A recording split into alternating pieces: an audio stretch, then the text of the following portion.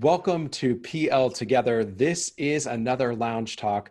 I'm Adam Geller, founder and CEO of Athena, the video coaching platform. And today we're talking with a video learning expert.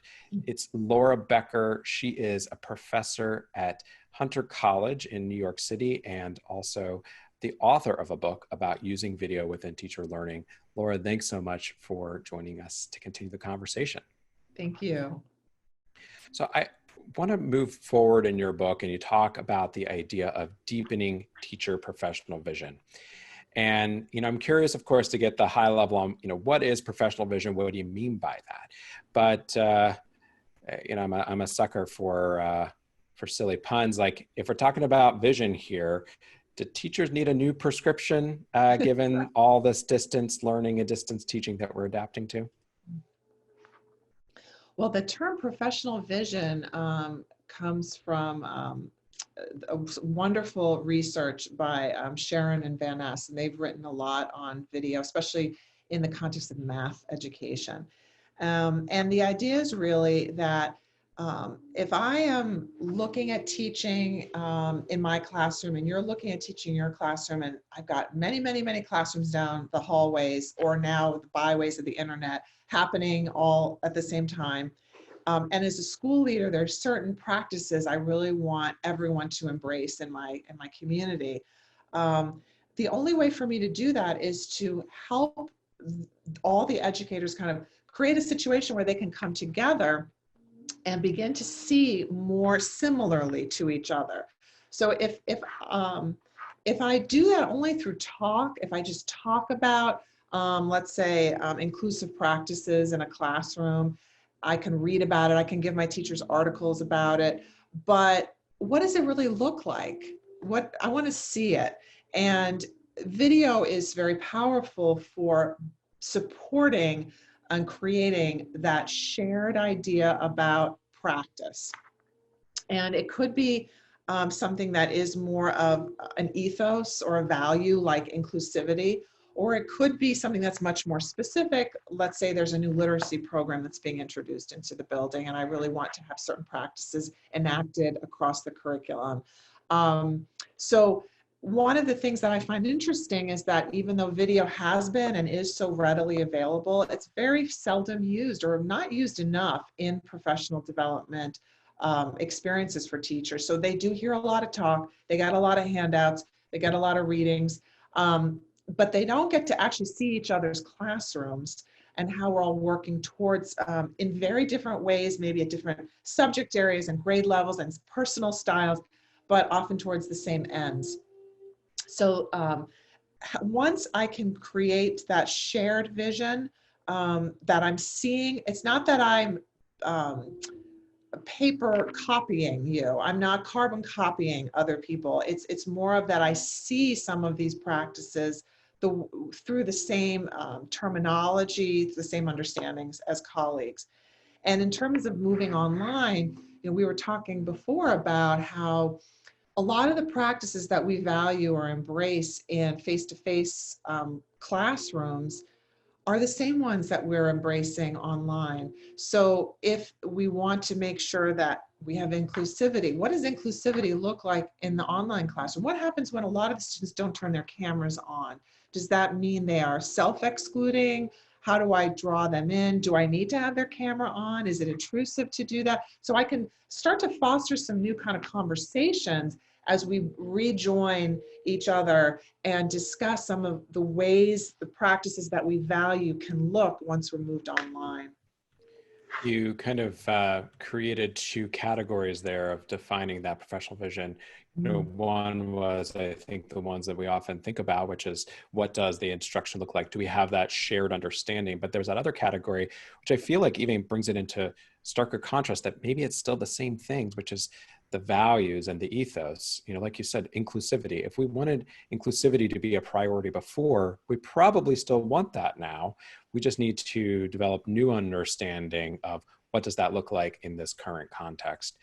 One of the VATs, video analysis of teaching activities, trying not to substitute my own language for that, because that's the language that you've got in your book.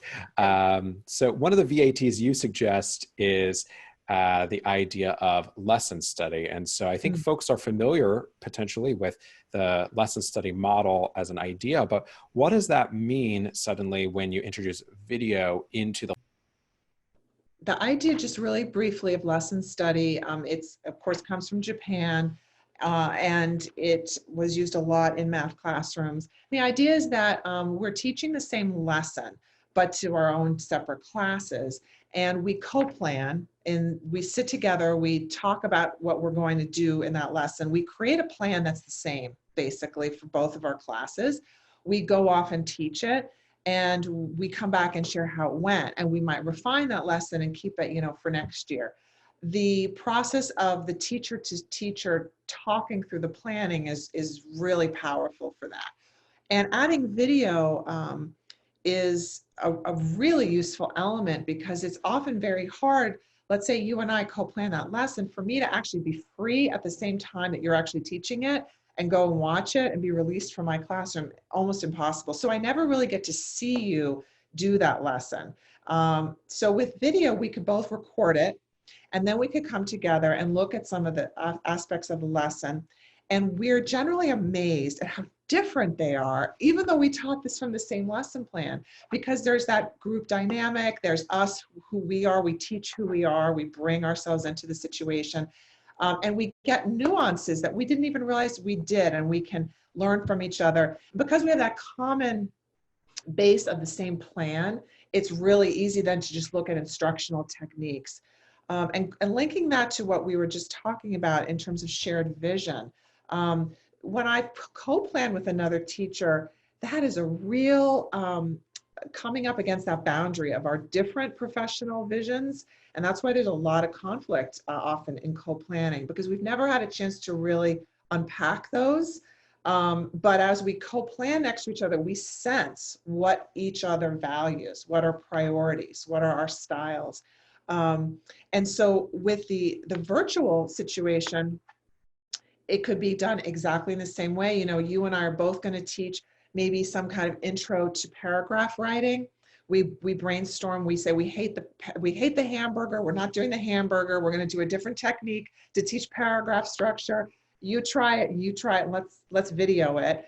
We can just hit record in our Zoom session or our Google Meet, and then we can actually watch a little bit of each other's, and it's a trust building exercise, because the co-planning is a certain amount of, I'm revealing my thinking to you, and I have to listen to what you say, take some of your input, and you have to be willing to take my feedback. But now to actually watch each other, teachers feel very vulnerable when we watch teaching, having especially a peer watch us teach.